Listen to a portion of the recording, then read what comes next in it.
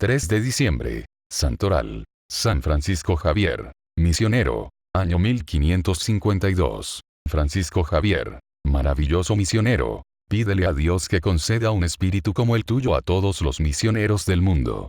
El Papa Pío X nombró a San Francisco Javier como patrono de todos los misioneros porque fue sin duda uno de los misioneros más grandes que han existido. Ha sido llamado el gigante de la historia de las misiones.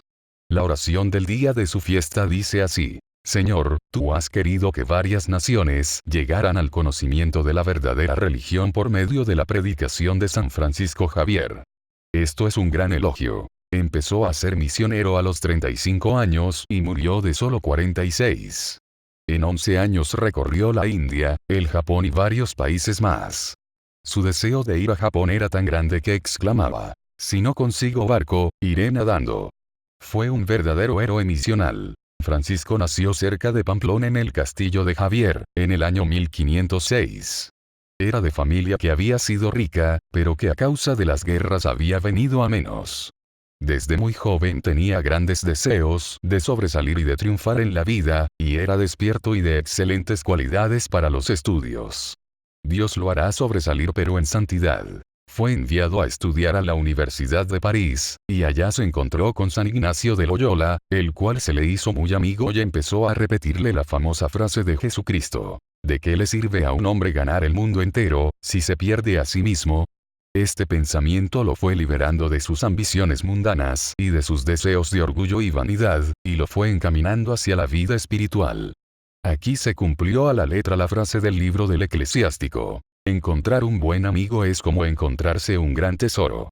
La amistad con San Ignacio transformó por completo a Javier. Francisco fue uno de los 7 primeros religiosos con los cuales San Ignacio fundó la Compañía de Jesús o Comunidad de Padres Jesuitas.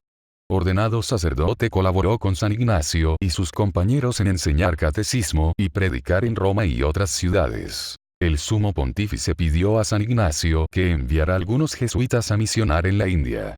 Fueron destinados otros 2, pero la enfermedad les impidió marchar, y entonces el santo le pidió a Javier que se quisiera embarcar para tan remotas tierras.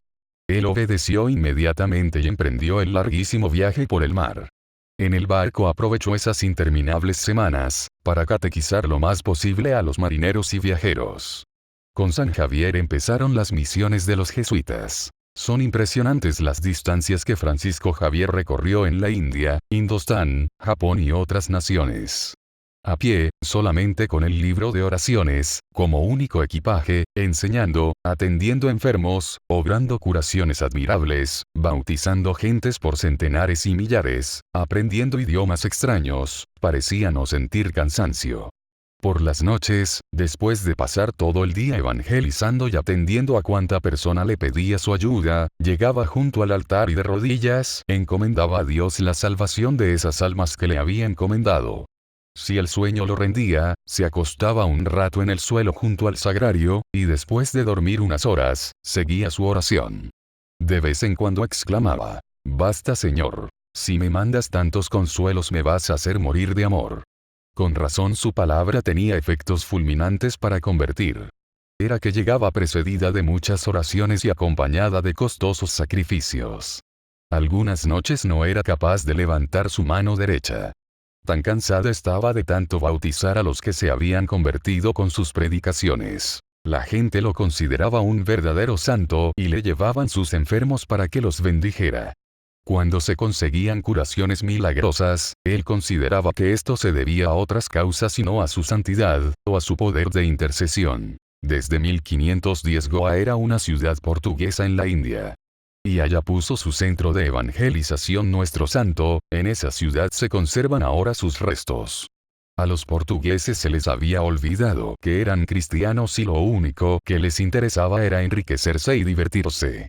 Así que tuvo el misionero que dedicarse con todas sus fuerzas y su gran ascendiente a volver fervorosos otra vez a aquellos comerciantes sin conciencia y sin escrúpulos. Él decía en una de sus cartas: «Estoy aterrado de la variedad tan monstruosa de acciones que tienen estos hombres para poder robar». Empezó a ganarse la buena voluntad de las gentes con su gran amabilidad. A uno de sus compañeros le escribía: «Hágase amar y así logrará influir en ellos». Si emplea la amabilidad y el buen trato verá que consigue efectos admirables. Estableció clases de catecismo para niños y adultos. Popularizó la costumbre de confesarse y comulgar. Enseñaba la religión por medio de hermosos cantos que los fieles repetían con verdadero gusto. Por 13 veces consecutivas hizo larguísimos viajes por la nación enseñando la religión cristiana a esos paganos que nunca habían oído hablar de ella. Los de las clases altas, los brahmanes, no le hicieron caso, pero los de las clases populares se convertían por montones. En cada región dejaba catequistas para que siguieran instruyendo a la gente, y de vez en cuando les enviaba algún jesuita para enfervorizarlos.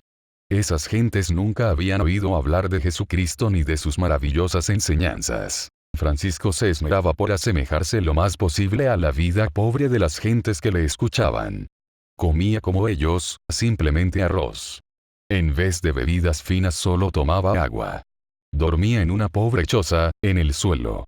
Se ganaba la simpatía de los niños y a ellos les enseñaba las bellas historias de la Biblia, recomendándoles que cada uno las contara en su propia casa, y así el mensaje de nuestra religión llegaba a muchos sitios. Visitó muchas islas y en cada una de ellas enseñó la religión cristiana.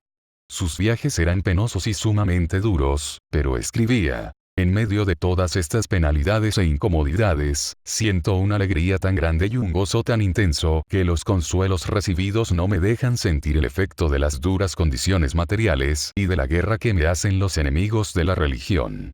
Podría repetir la frase de San Pablo: sobreabundó en gozo en medio de mis tribulaciones.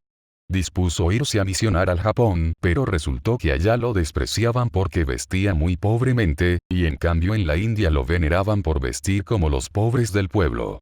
Entonces se dio cuenta de que en Japón era necesario vestir con cierta elegancia. Se vistió de embajador, y en realidad el rey de Portugal le había conferido el título de embajador, y así con toda la pompa y elegancia, acompañado de un buen grupo de servidores muy elegantes y con hermosos regalos se presentó ante el primer mandatario. Al verlo así, lo recibieron muy bien y le dieron permiso para evangelizar. Logró convertir bastantes japoneses, y se quedó maravillado de la buena voluntad de esas gentes. Su gran anhelo era poder misionar y convertir a la gran nación china. Pero allá estaba prohibida la entrada a los blancos de Europa. Al fin consiguió que el capitán de un barco lo llevara a la isla desierta de Sanxian, a 100 kilómetros de Hong Kong, pero allí lo dejaron abandonado, y se enfermó y consumido por la fiebre, en un rancho tan maltrecho, que el viento entraba por todas partes. Murió el 3 de diciembre de 1552, pronunciando el nombre de Jesús.